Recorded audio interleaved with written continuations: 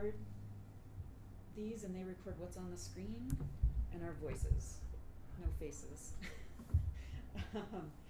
Is that green light on? It is. Yeah, so you guys have to help me remember to push the record button. So if everybody can keep an eye, and if that green light ever goes out, say, hey Aaron, the green light's out, because it's pretty rare, but sometimes this thing will have a blip and it'll stop recording. But given that, I just wanted, cause sometimes I feel like in this class, especially this first part of this class, is we dig into how to think about this stuff in terms of conservation of mass, momentum, and energy, and all the equations that we could use, and we kind of lose sight of the big picture of why we're interested in doing this stuff. And so I did want to just point out a few things that just have happened in the last year, really, just to think about what we might be doing. So this was the Nepal earthquake last year, which was pretty devastating. So 7.8 thousand people dead. The questions, the way that we would approach this eventually is just thinking about, well, what makes strain build up in the crust and allowing it to slowly deform versus actually cracking. And that comes down to looking at the stresses in the whole area, understanding what the material properties might be, like what's that point at which something would fracture versus just oozy deform. We'll go into, Silly Putty is a great model for that.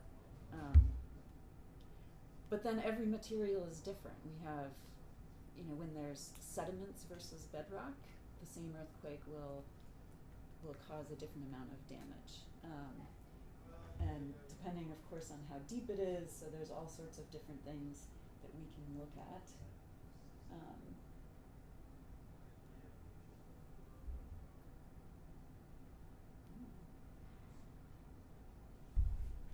So what this is an INSAR satellite measurements looking at the landscape before and after and creating an interferogram in order to look at deformation of that landscape that can help us see what's going on. And so the bullseye of deformation is right there, and each one of these fringes, how many of you have seen this kind of a instrument before? Yeah, it's really amazing to see that. Each one of these fringes is a certain amount of deformation. In this case, it was almost all vertical deformation because it was a compressional thrust fault. And the landscape went up about a meter in this bullseye, and then it kind of spread out and was less, and you get down to near zero deformation there. There also was a localized slip of up to like 7 meters, but I think that's more horizontal. But this is the vertical deformation that happened. But how this deformation ends up feeling, how it's shaking, all of that stuff will depend on material properties as well, and what the landscape is like. There was another 7.8 just a few months ago. How many of you guys heard about this one? Is it the one in Italy? No, of course. No, it was in Ecuador. And yeah, same magnitude, but fewer people died, but still for Ecuador it was actually pretty devastating. I happened to go there, and I had I'd heard about it, but then just kind of let it go because it didn't make as much news as the Nepal earthquake. But I ended up there in June and discovered that nearly the entire town of Guayaquil was shut down. They couldn't get the schools going. They were trying to get things started, and I was staying with somebody who works for the Ministry of Education, and she was just racing around working nonstop just to try to get schools up and started for their July 1 start date that they usually have, and they managed to get things going, but the schools were all delayed by a week or two. So this one, technically the same size, it didn't have quite as much uplift, but the same kind of a thing. This was the bullseye of the deformation, and the same thing having fringes going out. And it was more like about 60 to 70 centimeters of uplift, I believe. This is a subduction zone area. Epicenter is actually out there a ways. But in this class, we will get a little bit into the fracturing part. We'll talk much more about the deformation that might lead up to the actual fracturing. And so what's happening as the plates go down, as things get pushed around, when you take a material like silly putty and you're just stretching it slowly, there is that point, if you go fast enough, that apparently not, there we go. If you go fast enough that you can get fracturing to happen. So the material properties end up playing a really important role in a lot of what we do. And so it's good to just keep in mind that there's real applications. The difference is the time it took to release that energy is different between the two events? Well, the depth that it happens, the depth, the depth that it happens, so you can also create a shake map, which is different. That's what actually is felt on the surface. But yeah, the magnitude 7.8 doesn't necessarily tell you if you're going to have the same amount of depth or the same amount of motion or shaking. It is a description of the energy released, but how that energy released interacts with the surrounding rock. And never of time. Different. It's never it's not a function of time either, right? Assuming that's all released at that box of time, and that is a second or whatever. Yeah. Or it could be a minute, I guess. Well, yeah. So bigger ones are longer. The magnitude often does have some relation. It's not a linear relationship to the amount of time. Like if it's shaking, if you're sitting there and you feel even a faint earthquake, but it lasts a long time, you know that was a big one that's far away. Versus if you feel a little bit of shaking and it was just really short, then it's probably a nearby one that's a lower magnitude. But they'll add all those joules in that minute into. So I guess what I'm saying, those different intensity, those different numbers actually represent different time boxes that they integrated over. Yeah, it's an integrated total energy. Yeah, which is different. Each time box is different. They're not It could all be 50 seconds or all 6. I mean, they're right. That's what. Yeah. So generally, bigger magnitude are longer, but there's not. Yeah, it's not all an exact relationship between. Because like some of the deep tsunami generating ones might be slower evolving earthquakes that spread out energy a little bit differently. But the properties of the surface rock and then the properties of the rock right underneath it also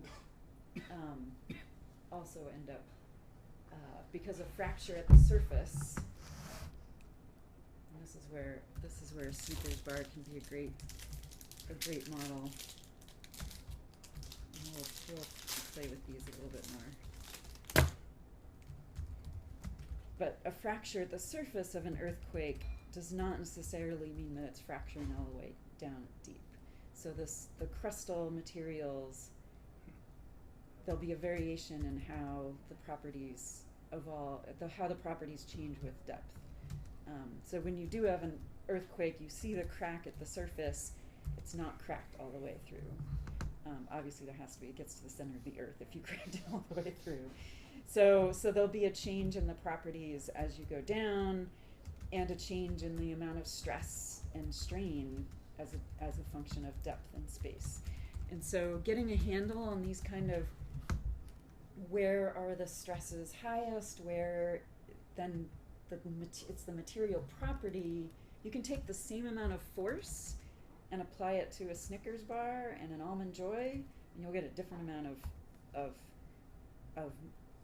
movement in your candy bar. So the stress itself does not necessarily tell you how it's going to behave. The stress with the material properties tells you what the deformation is going to be. And in this class, we'll use deformation is probably the word that you hear most often, just how something deforms. But strain is then the word that we use that helps helps quantify it. There are subtle differences between the two, but the general term is deformation.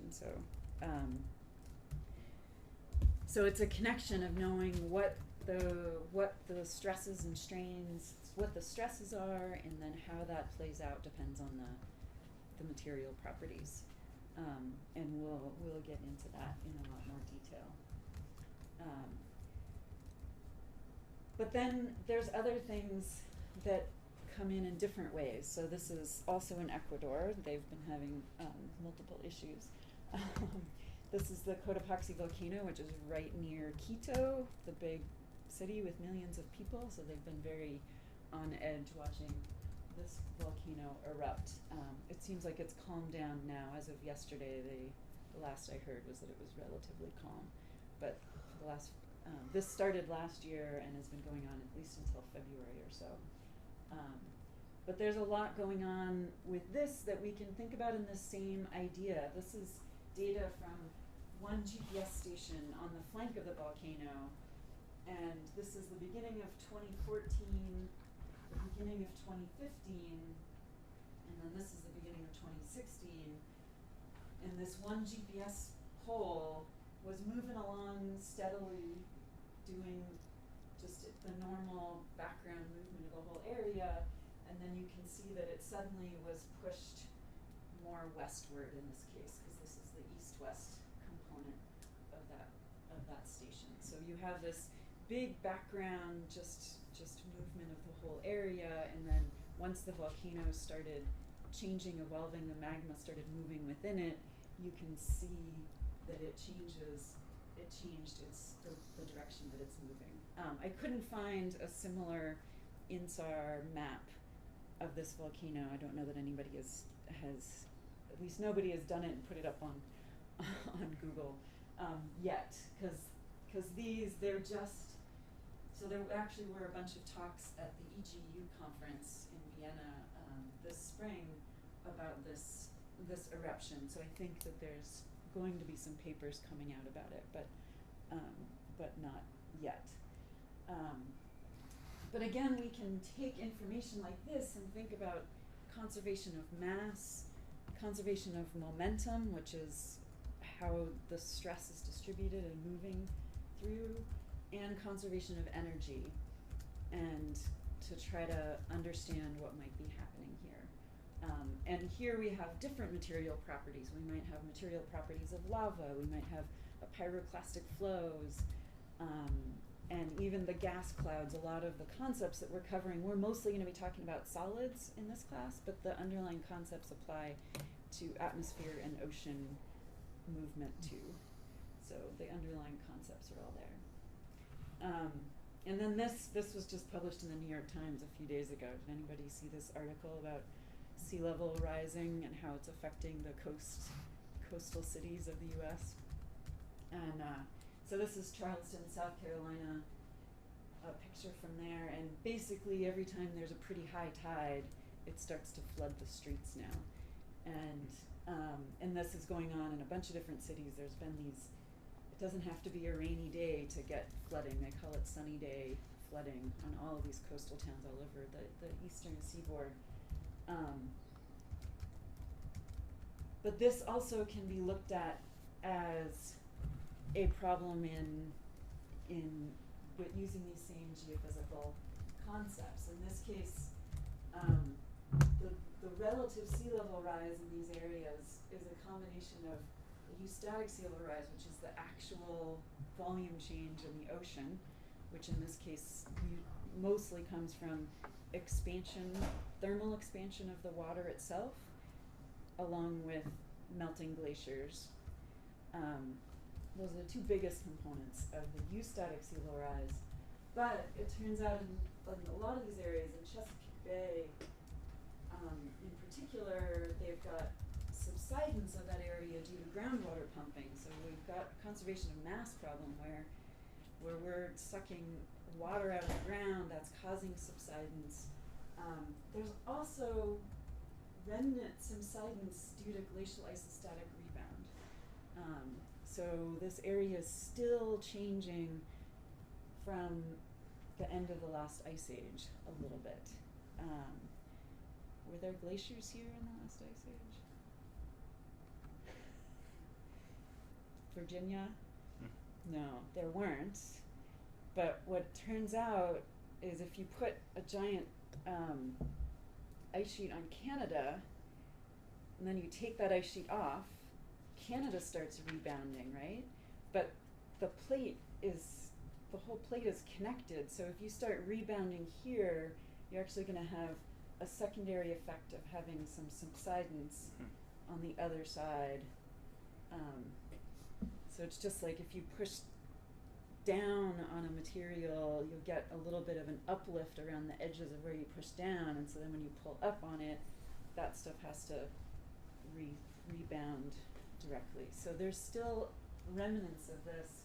The Mississippi Delta is also still has bits of remnants of change from the isostatic rebound. I don't know how much it's moving today, but the whole flow of because the Mississippi River starts up where the glaciers were and it ends where there definitely were no glaciers. And so if you think about that action that has changed the entire flow of the Mississippi River over the last 10,000 years, when you took that glacier away and you're changing the whole landscape. So eustatic includes both the volume change and temperature change of the water, which also increases volume. Yeah. So both of those components are inside. Well, that it's sort definition. of eustatic is the total volume change from all sources. Oh, I see. Okay. It's just you have to take the eustatic sea level rise and apply it locally. Right. So if you don't know what local. It's not just conservation of Sorry, mass. I should have said this should be local sea level rise, not relative. Local sea level rise, which is relative for that place. Sure.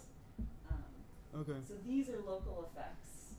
This is kind of the global effect. So depending on where you are and what's going on. So for example, down in Gustavus, Alaska, Glacier Bay National Park, there we did have a glacier. We took the glacier away in 1960, or before that, the last 100 years, it's been shrinking.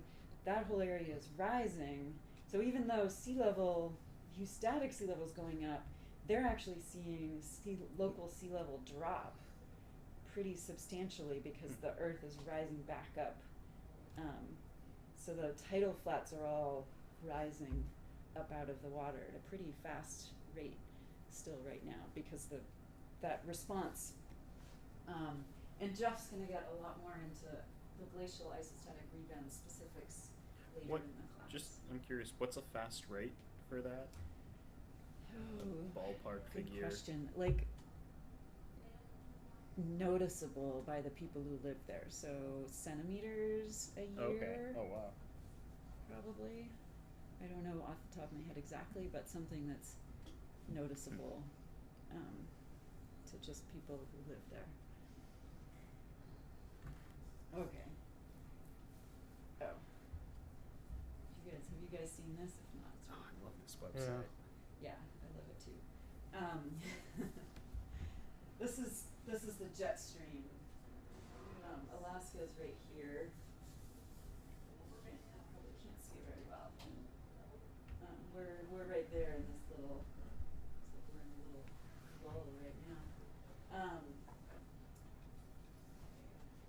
Even though this is all atmospheric stuff, there are complexities with air which is compressible that we're mostly not going to deal with in this class. So we're mostly going to assume that things aren't compressible because it does make the math one level more complicated. But the concepts all still apply in terms of, water flowing in a river. This is air, but the same ideas apply to water, which is incompressible. So that we will do in this class. But just the patterns that you get eddies forming, motion patterns, all of these things fit within the same ideas of what we're going to be looking at in terms of conservation of mass, conservation of momentum, and conservation of energy. And all of this stuff fits in there because the whole reason that the Gulf Stream is there and the heat that has trying to get transported from the equator up to the poles. There's a bunch of conservation of energy concepts in our atmospheric circulation. There's conservation of momentum in there, and conservation of mass. And we'll get into some more details about what you can get out of this. But in general, you bring all three of those equations together with the properties. In this case, it's air. Some kind of air, some with moisture, some with not. So you've got variable changing moisture, but there's a lot. These are basically what we're digging into is the fundamentals that would describe this as well. So ocean circulation is similar in the sense that it moves around according. All of it is according to those same three laws. Oops.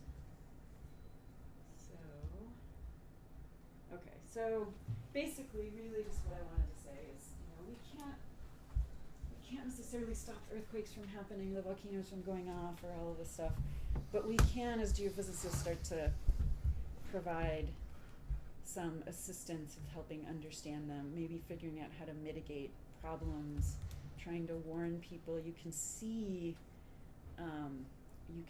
volcanoes change before they erupt usually.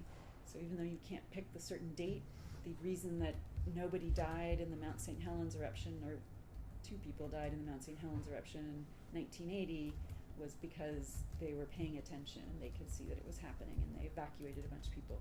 The same with Ecuador. I don't think anybody died in that eruption. They did evacuate thousands, tens of thousands of people from the local area. So it's just nice to remember this, and just to keep kind of that big picture in your head in this class. So, any questions on that stuff? It was just kind of a little introduction, storytelling introduction. But so what we're going to dig into today is the idea of how we take these conservation laws, which you've heard now, mass, momentum, and energy. How do we start to think about them in order to get at some of these problems? In this whole field of math, really, is called continuum mechanics, and that's because we treat, in this particular class, we will treat all of these ideas as a continuum. And a continuum is, sometimes it's very much an idealization. We're taking, some things look like a continuum, they're smooth, they go through, there's no big gaps. You're not gonna, if you stretch this, it's not gonna necessarily form bubbles in between. It might change its boundary, but it's not gonna, you're not gonna have weird discontinuities or gaps in your mathematical equations. So we're going to always assume that things are smooth and continuous, because that can help us be able to simplify the math down to what's doable. So the best example, if you were able to get the notes, if you haven't been on Blackboard, maybe you haven't seen the notes yet, but kind of the simplest example of a continuum is the tree versus a forest analogy. So we can study one individual tree, but if we wanted to study the whole forest, our choice could be to think about every tree individually, which would be a lot of complicated thinking if we need to come up with a way to describe every single tree within that forest. that would get complicated really quickly as you go bigger and bigger in the area. So we might look for ways to simplify that. So instead of thinking about the forest as containing 5,000 different trees, we might think of the forest as a uniform, a smoothly varying material that's got 20% spruce trees in this one corner, and then that kind of evolves to where you have 50% birch on this area. And we might start to put, just like in around Fairbanks, you might start to put relationships to knowing, well, at these elevations on the landscape we have forests that have 80% birch trees, and coming up with various ways of approximating where you don't have to count every single tree. You'll then define these more bulk properties in order to be able to do that. If you go in and somebody asks you to come and look at their 1 acre property, then you're going to get down to a level where you thinking that there's 80% birch trees and 10% white spruce or whatever it is, that may no longer be a good way to describe it, because now you're down to, is this particular tree going to, are the roots from this particular tree going to harm the house or the driveway that they want to put in? So there's a point at which you can't use the continuum model anymore, and it depends on the question that you're asking. Does that make sense? So I think what I'd like to do is just give you guys, or we can just do it as a group, but come up with some examples that you can think of where we might think of something from a continuum at one perspective, but then in a different time frame, in a different spatial frame, in a different just a different type of question, we might see it from a different perspective. The other one that I do put in the notes is actually a glacier, where if we're asking a question about the glacier as a whole, then we can just think of it as all pretty much ice. But if we get down to a mid-level scale, then we might have to think about it as ice with a bunch of crevasses in it, which might behave differently than ice without a bunch of crevasses in it. So there's this property change at that level. And then we get down even smaller, and we might be dealing with looking at individual ice crystals and interactions between ice crystals. And so in that case, you may or may not be able to describe certain properties at certain spatial scales according to a continuum or not. Like you might be able to parameterize a bunch of a crevasse field as a change in the density of the ice, for example. But you might get down to a scale where you do need to care about each individual crevasse.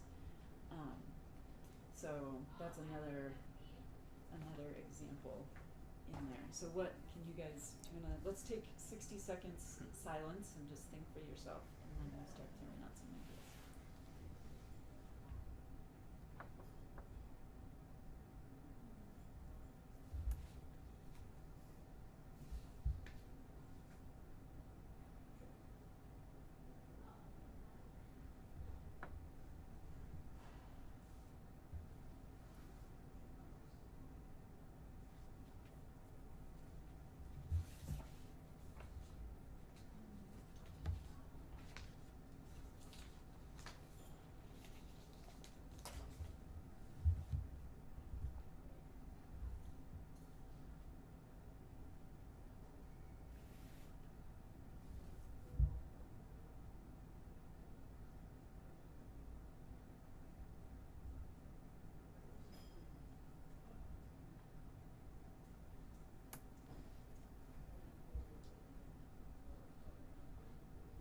So basically, all time, all space, or both.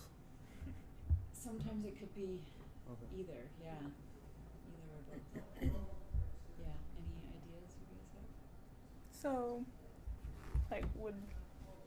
So you're talking about if we look at I was thinking, what about a mid-ocean ridge kind of thing, like the big picture? You just know it's spreading, but then when you take a smaller chunk, then you have these little transform faults, and then you get a smaller chunk, and then you have the tensional forces that create the smaller ridges. So are you thinking? Is that what you're talking about? Like the bigger picture is? Yeah, so in some cases, subductions.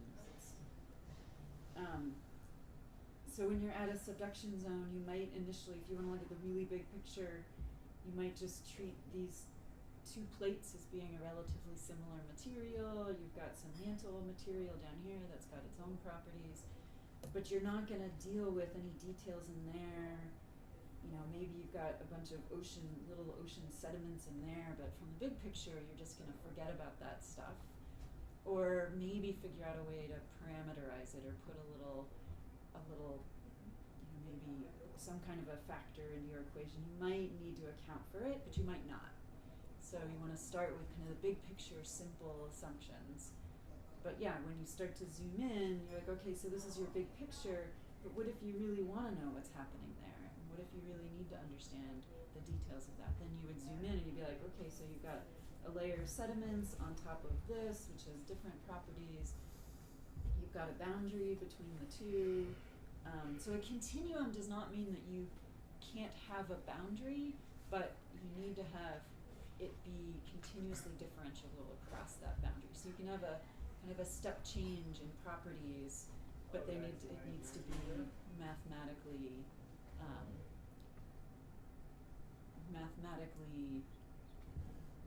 doable.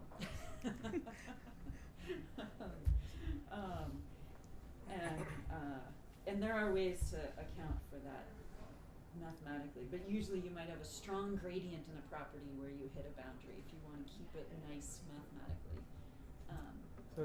So I wonder, your example with snow, you can assume it's all continuous by the fact that it's mass of water just by SWE, but you can also take a look from the different thermal layers and different layers inside. Exactly. So that was one. Then for non-geo your example, clearly quantum mechanics and light is very non-continuous. Right, non-continuous. Once you go down. Yeah, if you go down to the photon level, you've got non-continuous energy packets, but on the overall level, yeah, you've got energy. So yeah, light and the photons. But yeah, with snow, you might be able to describe it, even though we know that it's ice crystals and air pockets.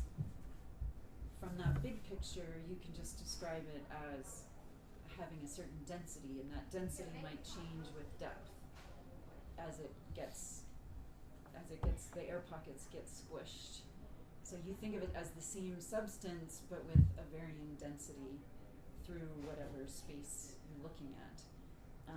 But if you do need to get down to where you're thinking about meltwater percolating into the snowpack on a hot day and pooling along a wind-packed layer or something like that, then yeah, you might have to let go of that continuum and think about it differently when you get down to this level. Or you might say, well, I want to stick with my continuum model, but I'm just going to allow there to be a spike in density where I have an ice layer. So you can try to keep that continuum concept down as small as you can, because usually it ends up being mathematically easier. There's a whole suite of ways that you can mathematically model stuff using discrete element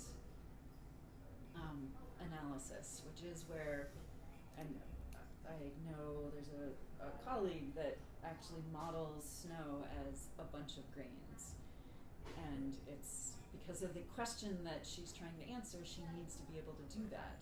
But it does mean that she's modeling only this tiny little bit of the snow.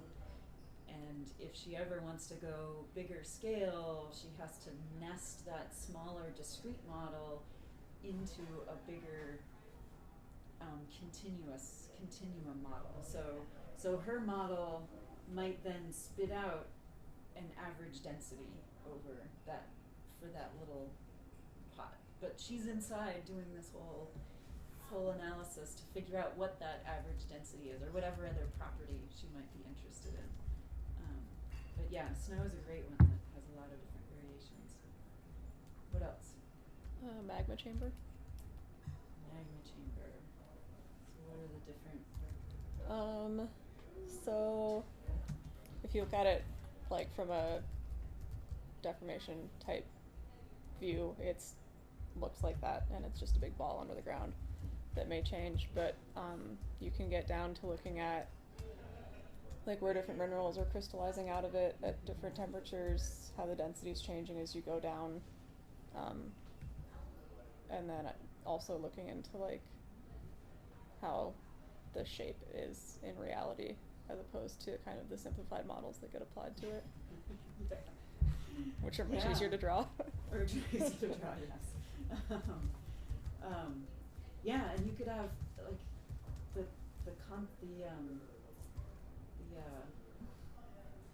the concentration of different minerals, the whole composition of it might vary spatially. So you have a certain Yeah. composition down here, and then another composition up there, and there might be a gradual change between those two. Mm-hmm. And like if you have something crystallizing out that then sort of floats upward, you'll be actively evolving the composition.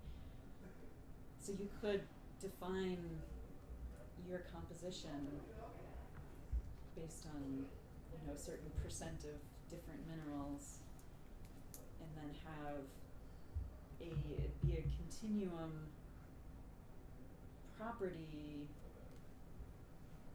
that would evolve, like a percentage of X, a percentage of B, a percentage of, all these different minerals or something.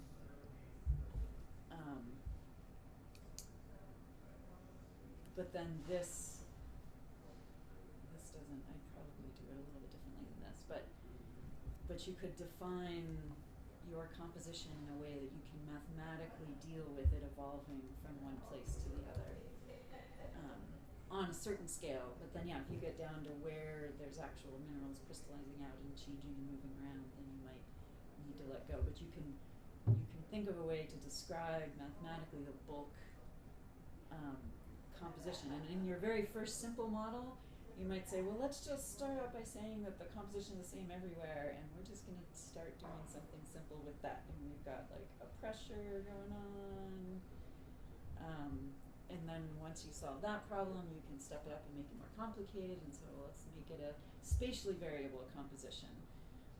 And then you do some stuff with that, and then you're like, okay, I've got this down, now I'm going to make it temporally varying, knowing that there's these processes going on with crystallization as the temperature changes. We've got all of that is doable in terms of this continuum concept. You just have to think carefully about what are those key properties that I need to keep track of. And displaying it all in graphs. Sorry, and I said displaying displaying it it all. all in graphs. Yeah, so you yeah, have it's- 3 dimensions. So. It's not always easy to think of it in 3 dimensions, which is why it does. I find personally that if I can visualize the physical, the geological process going on in my head, that helps me understand what I'm seeing mathematically. So I actually really need the kind of intuitive, physical, conceptual picture in my head in order to understand what the equations are doing, or seeing how the equations are evolving. Because it helps me catch if there's something that I've done wrong in terms of mathematically describing my composition, then I can always come back to grasping that conceptual side of it. But some of you guys might be more comfortable taking the mathematical side of it and using that to generate your physical conceptual picture of it in your head. So some people are easier going that way versus this way.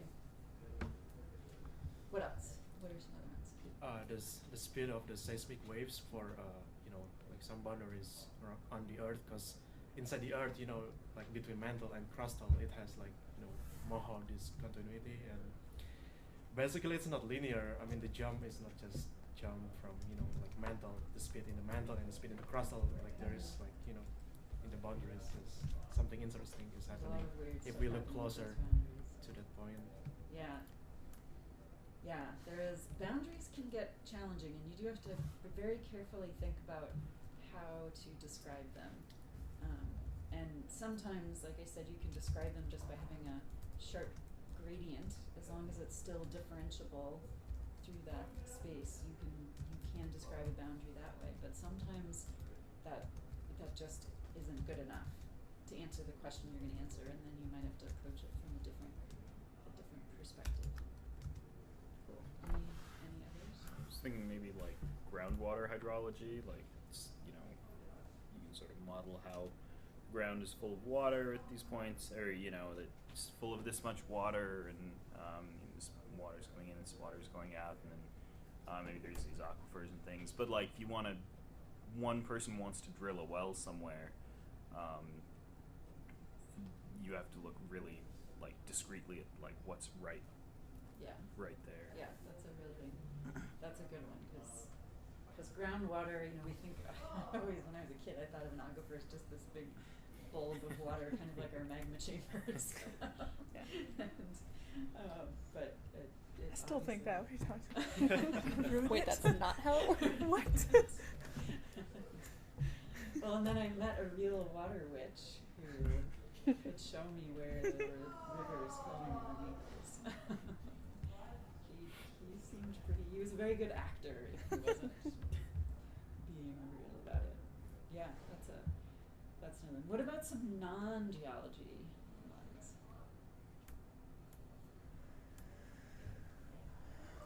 I mean, you mentioned the light and photons. Yeah, that's no, a no, good I was one. about to say more general quantum mechanics versus classical mechanics. That's exactly. Yeah, I that think quantum difference. mechanics by its definition, is discrete versus, yeah. And so just light is one of them, but you can also just water flow. I'm sure you can go all the way down to the individual molecules gravitating each of them to make Sure. water flowing versus the actual flow. Right, yeah, you definitely can do that. What about like something from your daily life?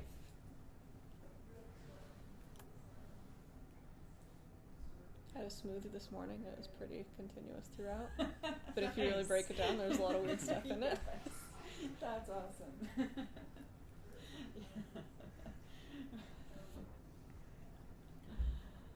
Maybe looking at like history in like if there's a big war between two countries and one of them is much bigger, much stronger, and just has a giant like army, they're probably gonna win the war eventually, but they might lose some battles along the way. Oh. Like so, like in maybe the Civil War or something, you know, the North was way bigger, had a lot more people, a lot stronger economy, and all this, but they ended up losing for a long time just because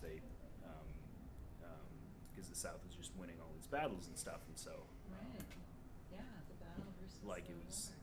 That's a good. About big army, but then you look at the individual soldiers in the army, like these people had more horses.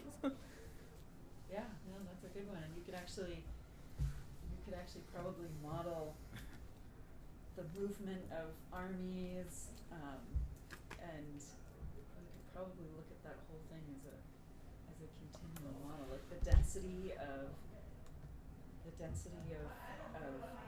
soldiers versus regular people, and where then you have soldiers, two different types of soldiers, and you can look at the mixing properties on the boundaries. Which I was about to say And- traffic. traffic is another one of Oh, my yeah. favorites. Yeah, traffic is a really good one, and we'll come back. We'll actually use traffic as an example of conservation of mass later on, because the cars are stuck on the road, right? You can't. So they very much abide by conservation of mass.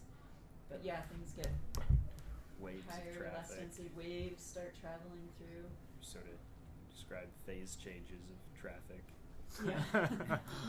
Yeah, solid versus. But here's one of my other favorites, if I can get out of this. You want the traffic to be liquid or gaseous if you manage. Oh, I was just about to say Hmm. ants. That was the one. This is Because I was at Georgia Tech talking to Oh, people were about you? ants. This is such a cool. I'll just let you read it and watch it.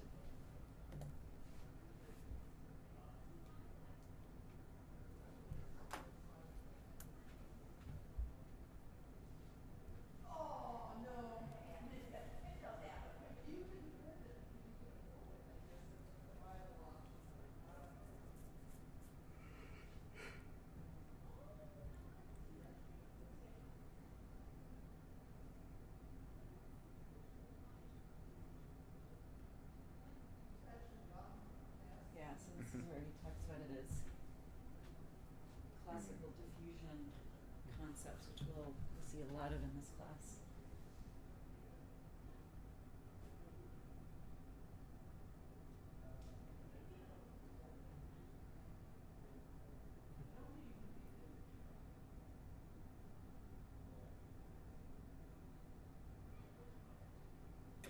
That's so many ants. So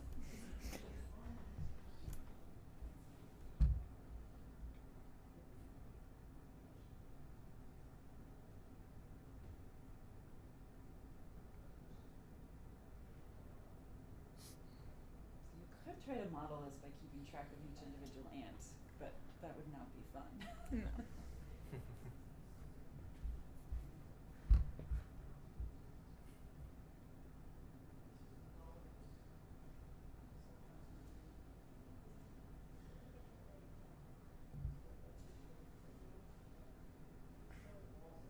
This is the ants behaving like an ice sheet. How does he get these ant balls together? Whose job is that? That's some undergrad's job.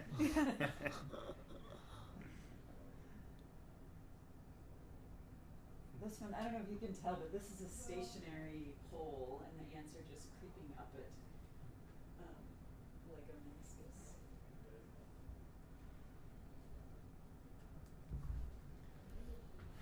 So in this case, because they're flowing, you might have a density as a property, and then you might have a viscosity of as a property. You have to watch me here.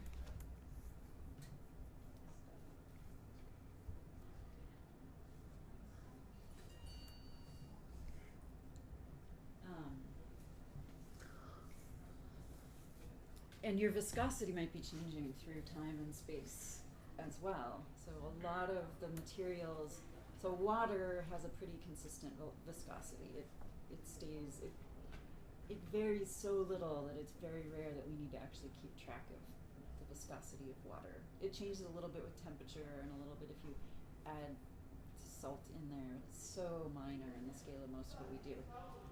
Silly putty, however, will behave quite a bit differently if we warm it up just a little bit, just like honey does or anything like that. The viscosity of a material is something that we'll run into a lot in a lot of different ways. Viscosity can change with temperature. It can change with composition if you add something to it. It can change with the amount of stress that you apply to it. So there's some materials that will get softer when you apply more stress. There's some materials that will get harder when you apply more stress.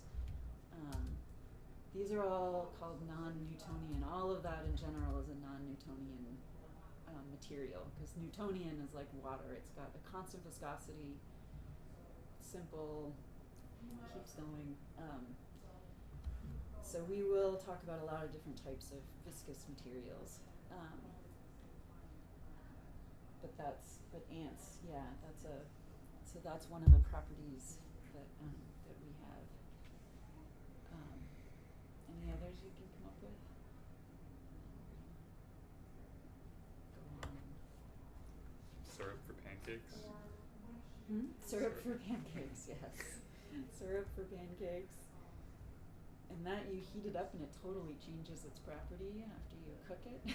It goes from being a liquid to a solid. You could totally model all of that. Okay. So any questions on that? Any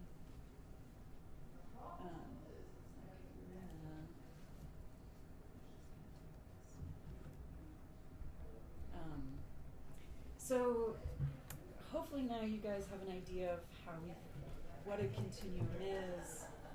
We've talked about how we're going to apply conservation of mass, momentum, and energy. We have to think about the material properties.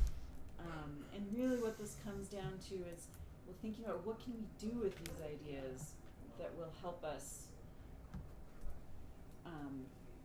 estimate the strain distribution across Nepal in an earthquake, or whatever, figure out how much volume change that magma chamber is undergoing by measuring the surface deformation of our volcano, or what's changing.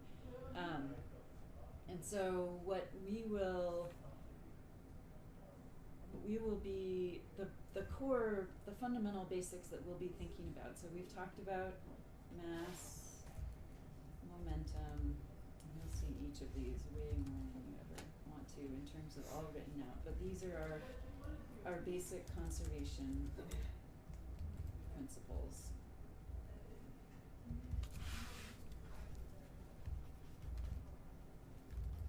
And then the properties of the material that we've been talking about, there's a couple of different ways, and this is all in the note, there's a couple of different ways that these are described. Constitutive relations, equations of state, like the ideal gas law, even though we're not going to be dealing with gas in this class so much because it's compressible and that just makes the equations more complicated.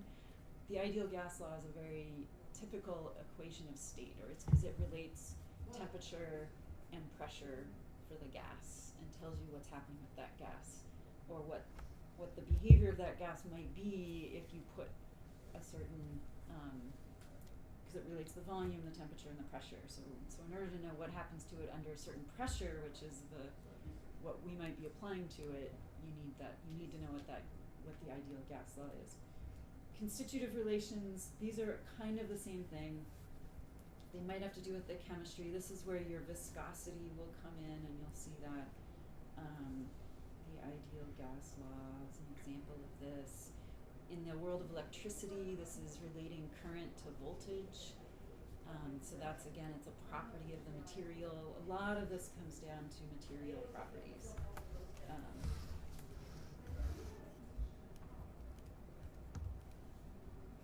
But in order to connect all of these, we have to think about what we've talked about are like the stress or the forces that we apply, or that somebody applies, or that are generated in this situation, and how that relates to our deformation or displacement. Or strain, those are the words that we use here. And within our stresses, and we'll talk a lot more about what stress is in a minute, the little Kleenex boxes. But within a stress, you can have what's called a body force. Anyone have an idea of what is a force that sort of that is applied to all parts of our body, our physical body at the same time? Oh, gravity. Gravity, right. Gravity is a great one. So it's very different than somebody pushing on you from the side, which is where you have a force that goes in on the edge, then is transmitted through your body. Gravity actually is applied to all of you at the same time. So with stresses, we can have a body force and we can have a surface force. And the surface force is that one where somebody comes and pushes you and knocks you over. And does anyone remember from their old physics classes, the relationship between a stress and a force? And how does pressure come into it? Air pressure is force over area. Right. So force over an area is the stress, or in one dimension, we sometimes also call that the pressure. So force over an area. And in our continuum world, basically we're going to be thinking about forces applying to areas, but as we take those areas down to infinitely small areas, we can sort of conceptualize this quantity called stress that embodies both the force and the area, even though we give it one value. It embodies both the force and the area, because the area we've now has gone down to infinitely small size. So the units don't stay stress, or the units? The units do stay stress. Yeah, and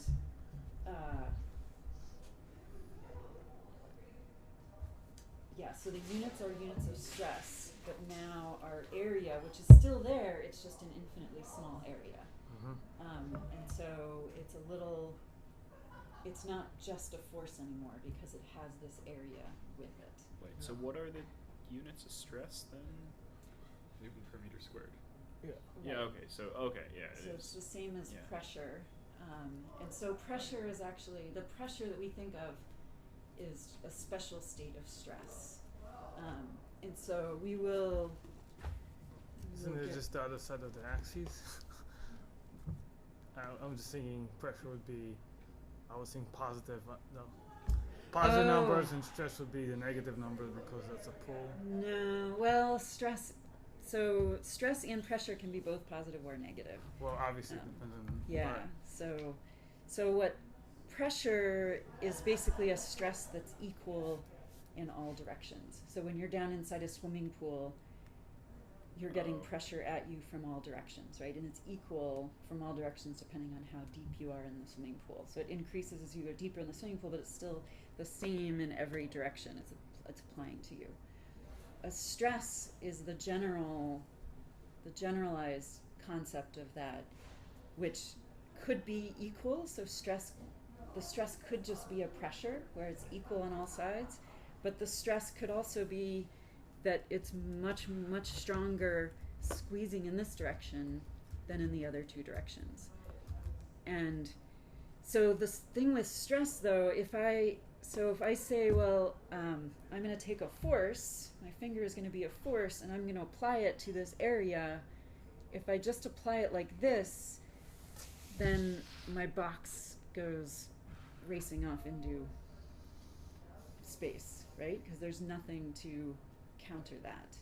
So a stress actually is a force couplet. It's not just an individual force when we get it into this conceptual model, because an individual force can send something going off into nowhere. In this class, we might have things moving in space, but most of the time we're going to ignore that movement in space, because what we're interested in is how is this box going to get squished or stretched or deformed. And so the way you keep this box here but still have it deform is by having two forces, one on each side. And in this case, the area goes down to infinite, but when we get into 3 dimensions, our entire box is going to go down and become infinitely small. So this box is sort of like the force over the area, and the area goes infinitely small. In reality, the stress, the best way to picture that is a box like this, but then the box gets infinitely small. And so we have our force couplet here that's causing this to get squished inward. We could do the same thing with even though this isn't a box, by squeezing the silly putty, there's a bunch of little tiny boxes inside there that are the stress at each point inside this body.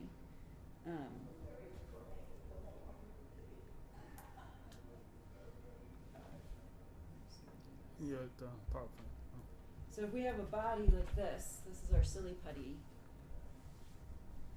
We squeeze it here and squeeze it here.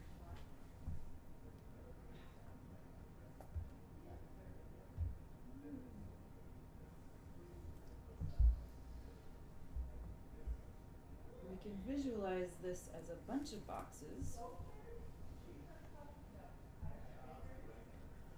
that each have that force couplet on them from this bigger force on the sides. And in the continuum concept, these boxes basically shrink down and are infinitely small, and we kind of ignore that they take up space. So they become a point, and this would be the stress, which we often use as sigma, at this position, x, y, z, within our body. In this one, sigma, x, y, z. It might be that sigma is the same everywhere within our body. But you could imagine, say we actually had two slightly different materials there, then, or we have a little bit of extra stress on one side, or because of the way that it's shaped funny, if this starts out shaped funny, then you might have stress that varies through your body. It won't necessarily be constant through the whole body. If you have a very simplified, straightforward stress, you apply the same force on either side. So this is now a real Kleenex box. Well, a solid box. If you have the exact same material within there, the geometry is simple, you apply the same force on either side, then the force all the way through there would have to be distributed the same. So you would have the same stress throughout this whole body if everything otherwise is the same. But if things aren't quite the same, then you can have stress changing with space within your body, which is how you get your ultimate deformation maps. At the end, you deform your body, and now you have your new body. And here, so in our world, this is different than what a lot of geologists do. Positive is outward, and negative is inward. Geologists love to talk about compressive stress as being positive, so it's just a convention, but if you read a paper and they talk about compressive stresses as being positive, then you just have to rearrange it in your head. This version that we use is more standard in engineering and physics and geodynamics. It's just the geologists that like to have, mostly just because they're always dealing with compressive stress in the earth.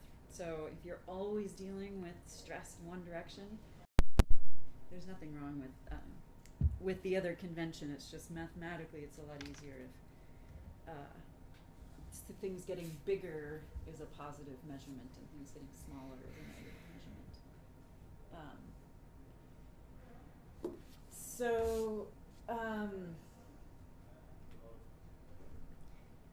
This box, though, I'm going to keep getting, we have 10 minutes left. So here, you guys should each take boxes. Oh, sorry. Thank you.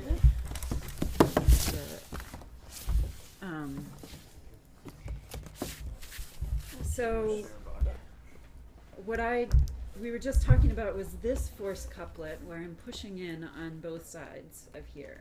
But as you'll see, there are 9 different sides to this box. Wait. 6? 1, 2, 3, 4, 5, 6. All right, 6 different sides to the box. A tensor has 9 components. That's why. Yeah, definitely something I'm missing. So we have this one, but then we can also have this one, and we can also have this one. So right there, that's 3 different stresses that are applied to the same infinitely small box.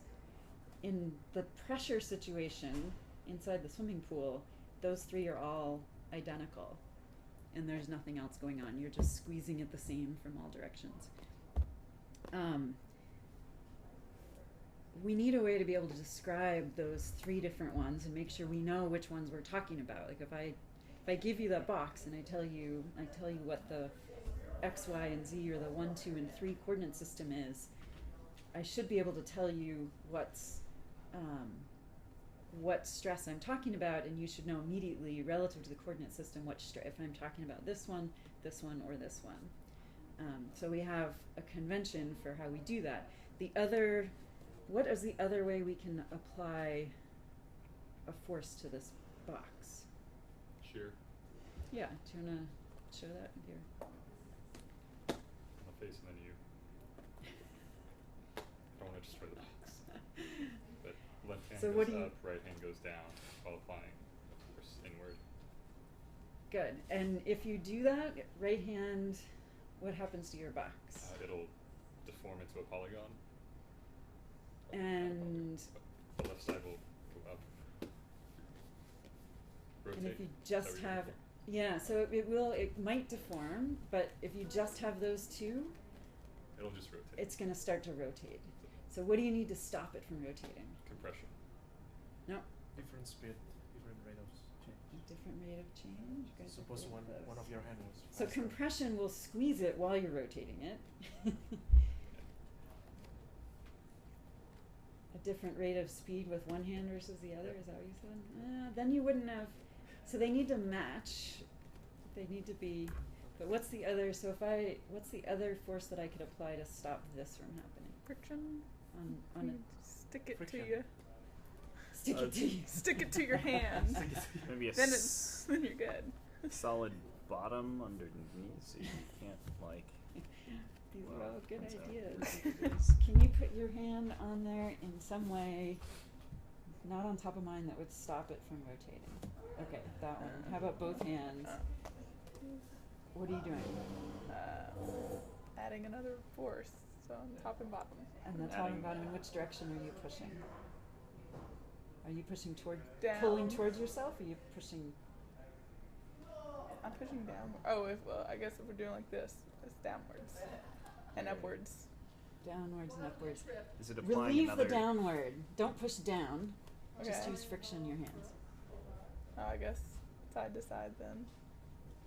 So it's another Yeah, shear. so adding that second shear will stop it from rotating. So we need that shear couple. So just like the force couple, we have to have both forces to get it to not fly off to infinity. We actually need to have both shearing forces to stop it from spinning. So so you need to have both to keep it from spinning, and then you can figure out how it's deforming once you've got it stopped spinning. So you balance the forces enough to stop it from spinning. Then what's left over, the resultant force stress combination, will allow it to deform.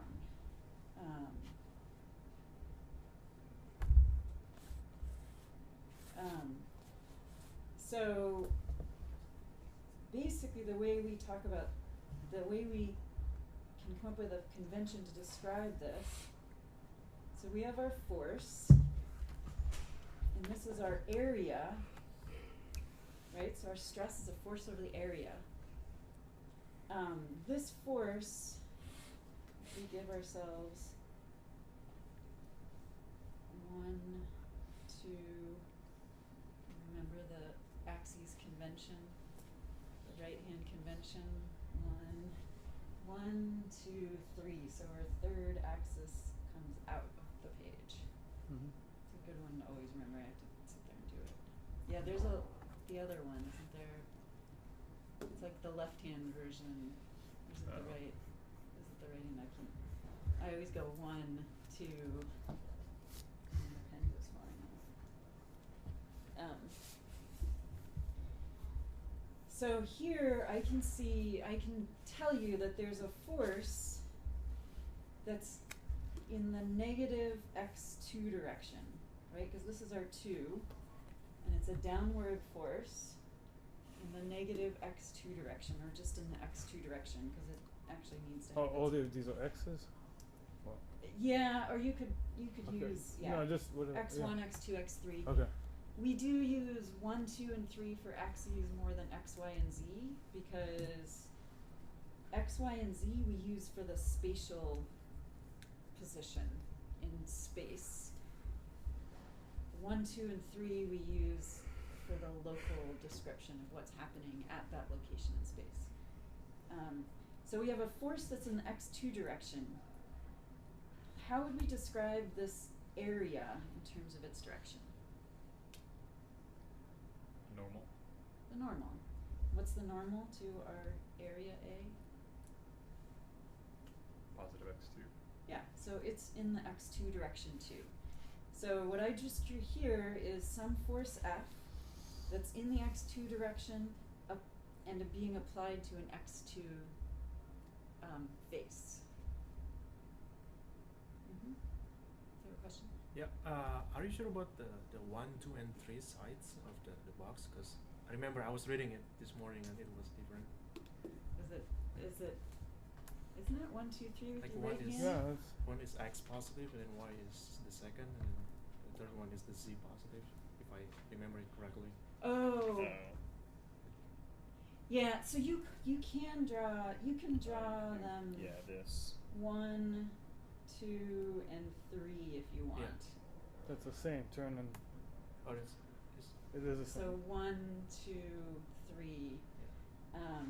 As long as you define your coordinate system, okay. you can use whatever you want for that situation. And it is very common that we use 3 as the up direction because that's we think of as the z direction, but it just depends on whatever you're comfortable with. So yeah, these are actually equal, but I have to define it so that I can tell you to go to the force that's on the in the x2 direction and on the x2 face, and then you'll say, yeah, that's a normal force that looks like this, or that's a normal stress that looks like this.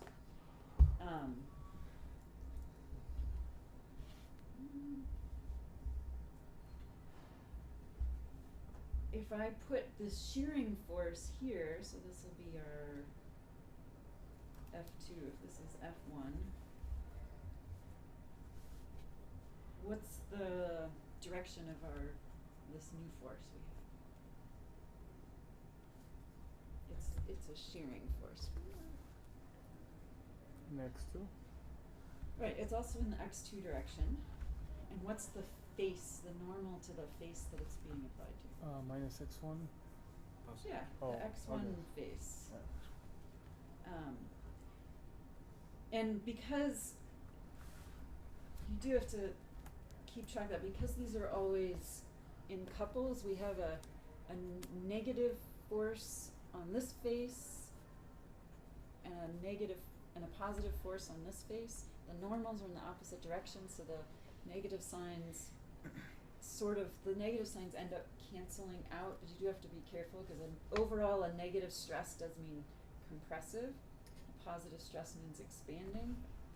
Negative and positive in terms of shearing does depend on your coordinate system that you've figured out. So How come F2 is in the x1 direction? Shouldn't it be? which direction is F2 in? Shouldn't it be going up in x2? Yeah, it's the direction of the force is in the x2 direction. But the area that it's associated with Oh, I see. is in Okay. the x1 direction. So, are you guys sensing a pattern here that all of these forces, I could draw this one or this one? Could you tell me which direction and then which face it's being applied to? So this one is in the x1 direction, but it's on the x3 face. This one is in the x2 direction, but it's also on the x3 face. Maybe this one's a lot bigger than this one. So it might have a bigger magnitude, but the directions are still defined there. What that means is that every component of stress here has a magnitude, so an amount, and it has two directions associated with it. So you always need to know the magnitude and the two directions in order to be able to define that component of stress. Wait, I'm not following. So we said each force had one direction. So what are you saying? The force has one direction, but the area, because remember stress is a force over an area. Right. So you have one direction associated with the force Mhm. and one direction associated with the area. Mhm. And so a stress will always have a direction associated with the force and a direction associated with the area. So it will Right. always have two directions. But you said you need two directions. You always need two directions to define a stress. But here you showed that you can. Oh, because an area is two directions. Oh, I'm not. Both of those are directions. So the in, if it's it's going in a direction. That means one thing, but it's also on a certain Mhm. side of it, like the shear. I see. So So you in- have to know the in and the on. Yeah, the area, the side of the box that we're talking about I see. is defined by the normal to it, Right. which is always perpendicular to it. So we can, an area always has a normal that defines it. Got The it. force always has a direction that the force. It's like that grammar. defines it. Area is a subject. I get it. Yeah. So, how many directions are associated with a vector normally? How many directions are associated with a scalar value? None. None, right. So a scalar value is a volume or like an amount, but it has no direction associated with it. A vector, One. one direction, right. It's got a magnitude in one direction. Here we have a magnitude in two directions, and we always need a magnitude in two directions to describe stress, which means that it's not a vector and it's not a scalar, it's a tensor, which is where, oops.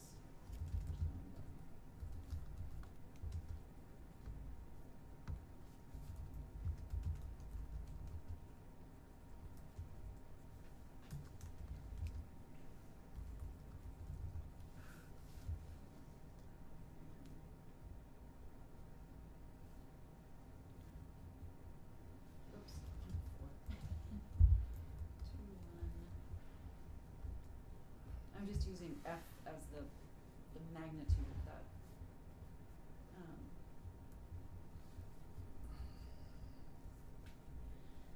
So this force is being applied in the one direction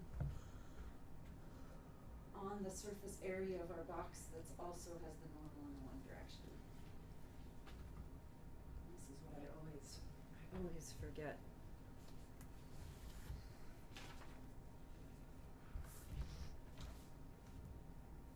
Because it ends up kind of not mattering in the end. But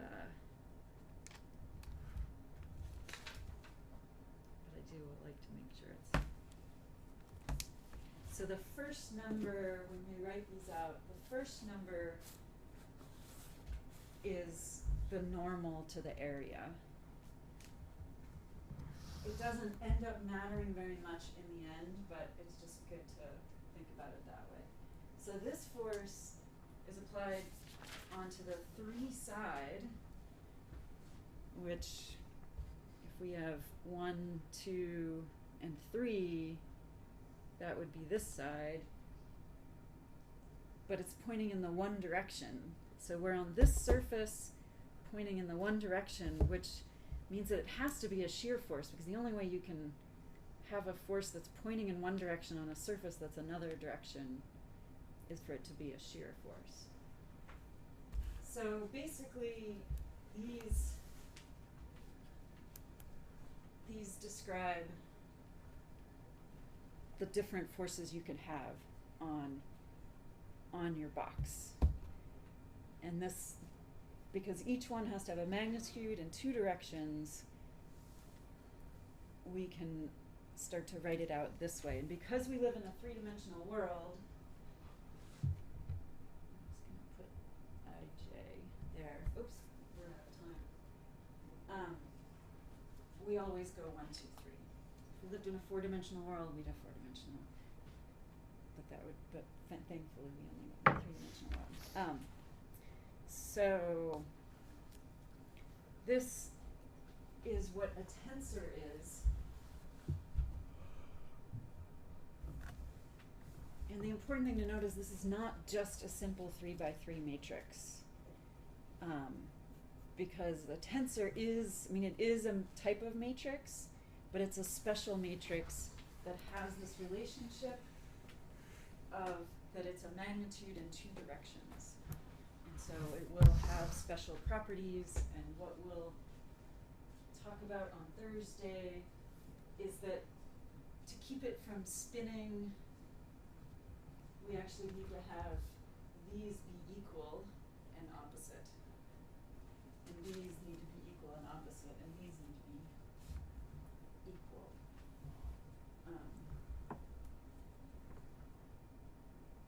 So we will basically, on Thursday, we'll move from this to getting into some more of the mathematical foundation for how you work with tensors. I will try to put up the assignment today or tomorrow, but you probably won't want to dig into it until at least Thursday when it'll start to make sense. So, sorry, I didn't realize we went a little bit over. When will the assignment be due? It's usually due a week after the end of a unit. So it'll be due 2 weeks from Thursday or so. Okay.